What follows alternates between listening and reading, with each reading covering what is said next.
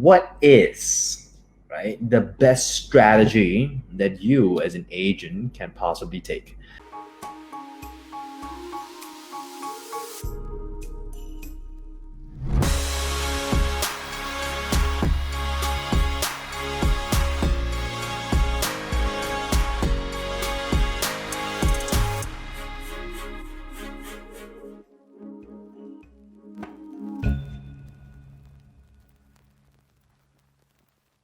The key word that I'd like you guys to really take note of here is the word always, right?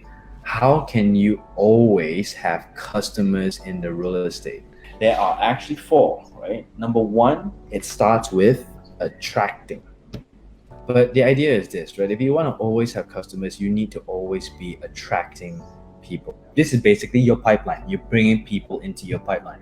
No pipeline, no customers. Simple as that, right? Your pipeline stops, just like water. You know, you know water, you got no water, right? So you want to make sure that you always have water, you always have fuel, you always have customers, right? There are many ways of looking at it. So, but then once you have that connecting, right? Get to know the person. And I don't mean to get to know the person in terms of what their needs are. Yes, that's a part of it. I'm talking about true connections, right? I'm talking about building relationships, right? And the third step is being able to deliver, to follow through and deliver on what you have promised and offered in the first place. And of course, last but not least, is how to repeat. Now, it's not as simple as just repeating the attract, connect, deliver, right? There are specific steps under the repeat side in terms of how you can get these existing customers or these customers who have just bought from you to keep coming back. That's what we mean by repeat business. So what do we have in attract? This is actually the IDA model. Can you see? Attract, interest, desire, action. It starts with, of course, first attracting. When you attract people, right, you need to have something which is, of course, eye-catching. Whole attract model is basically how good advertisements are designed, right, with a key understanding of your target market, right? Because only when you understand your target market, then you can start to craft the right messages, the right advertisements, use the right colors, the right images, right? Which moves on to the next step up here, right? It's about getting their interest, right? If you're selling dog food, but on your advertisement you put cat food, you put a cat, do you think that you're going to draw in people who have that interest in dogs or interest in cats? In reality, especially in real estate, the truth is, with one property, you may have multiple target markets, correct? But the issue is, there may be a lot of similarities too, correct? Everybody needs a home. Yeah, everybody's looking for security. Everybody's looking for like a nice proper car porch. Everybody likes a nice spacious living room. Everybody likes convenience. You can say that, right? But that's not what you're supposed to be looking for, right? To be able to truly attract people, right, you need to look at the fine differences between each of the target markets, right? What is the difference between, let's say, a young working professional who is married at the age of 30, has 2 kids, 4 years old, 2 years old, right? Versus, right, 50, I say another couple, 50 years old, 2 kids as well, but the kids are grown up, about to leave the country, right? Yeah, they will love security still. Who doesn't love security? They love convenience too. Who doesn't? Who likes to travel far, right? But if you look at the fine differences, what do you think the fine differences are? If I go into specifics, then you probably think, yeah, of course it's really, really different, right? One's older, one's younger. Yeah, sure. But look at it in terms of their needs, right? What do people, let's say the 50s, what are they seeking? Yeah, and the 30s, what do you think they are seeking? The fine differences that I always see when I pick up and I look at target markets is this: young couples having children, what they want to do, they're looking for more space. They're likely to be looking for more space, right? Security and safety, of course, is a key thing now, particularly with their children, right? And of course, a good environment for the children, a good environment for their children to grow up in, a safe environment, right? But with the 50s, so once in the 50s, whose children are already going overseas, what does that mean, right? Chances are They probably don't need so much space. They need less space. You see what I mean? Then you can start to elicit that interest. And from that interest, you can start to create that desire, right? So the interest is about getting the attention first. And then desire is going down into the specifics of, for example, coming back to that 50-year-old, like let's say the 50-something-year-old couple, right? Are your children leaving home? Would you still want to be able to keep them close, but still be able to give them some space at the same time? So what you could be selling here is selling another home, like a smaller unit, maybe a dual key concept, or it could be I don't know, right? It could be just a condo nearby where they live. Depending on the area, you need to study the area. This is creating desire. You see, action is about, of course, creating that action step, that call to action, right? So once you have them in, you've attracted them in, right? What then happens? You go into connecting mode, right? Now in connecting mode, the first thing that any salesperson or an agent must do is to listen, to ask questions and then to listen. Ask, listen, right? Asking the right questions, getting the right information, right? It's about collecting information. Why? Because with that information, then we can start to understand what they really need, what their background is, right? We can also begin to affirm or confirm, right? And then of course, the outcome of connecting is to have trust, right? So that is basically what you want to do at this specific step, right? In terms of connecting, two things you need to be mindful of. Number one, you need to understand human behavior. You need to know how to communicate differently. Number two, you need to have a good set of questions and to get the right information. Without these two, life would just be harder for you. That's it.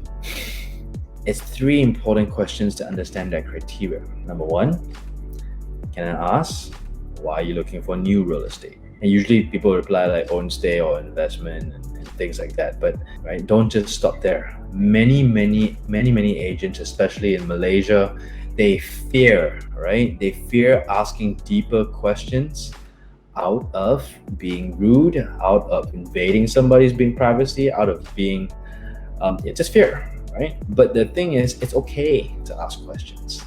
Number two, what must you have in this new real estate? I would ask them this way. Since you're looking for new real estate, right? Can I know what are the top 5 important things that you're looking for in this new piece of property? What's most important? Second, third, fourth, fifth. Third question, what must you not have in this new piece of property? So what is the biggest thing that you really hate? Second, third, fourth, fifth, right? Or you just don't want to see it. Now, this is an absolutely important thing. I'll tell you why. First one, you're getting a hold of their reasons of why they're looking for it, right? And getting a bit more background information. For example, if they say own stay, and you say, oh, can I know, like, are you currently moving from, are you upgrading? Are you moving from an old home? Are you buying this for yourself? Or are you buying it for your new family? What is happening? Ask them, right? Because this is you getting more background information. The second question, what you must have, is a fantastic question to help you align, right? If possible, if relevant as well, your properties, your listings, USPs to what they are seeking, okay? And then number 3, what must you not have? This is the other way around, right? You are preparing yourself ahead of time of the potential objections that you will face, right? Before you even take them through the property. You see, it's all about strategy. And moving on to the third step in delivering, right? What you promise, what you offer. So what does deliver really mean? What does it cover? Deliver, first step is about focusing on their needs. When I say needs, I don't mean the actual requirements. I'm talking about their emotional needs, right? When, for example, coming back to those in the ones in the 50s, right? They are, what do you think they're trying to keep? What emotional need are they trying to fulfill by wanting to keep their children close to them? Now, emotional need, it can be seen as many ways. Negative way and a positive way. Negative way, in a sense, it could be done out of fear, right? I don't want my children to ever leave me, right? What if I'm being left alone forever? Real true story, it happens, right? Or it could be the other way around, right? On a positive note, it's like I just really believe in keeping family together because family is important, right? We should stay in the same country, stay close together so we can support one another. See, two sides of the same coin, right? For that one, there is more of security, stability, unity, right? These are some words to help you understand the emotional needs, right? And this needs become the theme of your presentation, become the theme of your viewing, becomes the theme of how you sell to them. See, once you start taking them through a viewing and whatever it is in showing them the property, right? This is where you start to then get objections. Right? Now, the biggest tip that I can give to you here in terms of objections is never ignore any objection. How should you see an objection? Imagine it's a game. There is a finish line, but in order to get there are all these little challenges which you must overcome. Objections are like these little challenges. How people perceive objections, they perceive it as rejection. Object, oh no, I'm taking it personal. Oh no, this is they reject me, this is terrible, I feel like crap right now. But no, that's not it at all. This is them trying to rationalize why they should buy this specific piece of property, right? What that means for you, it's a challenge, right? And what you need to do, overcome it, problem solve, fix it, right? Help them see from a different light. So this is exactly what objections are all about. The ultimate step of this here, the ultimate outcome of deliver is to have a decision. No is also a decision. Maybe is not a decision. I think they're not interested is not a decision, right? What we mean here is we need the decision that is made by them, your potential clients, because then only when we have that, then we know how to close it or to keep it open, right? Then we know how to follow up. Let's go into the last one, talking about repeat business, right? I'm sure all of you have heard of referrals, right?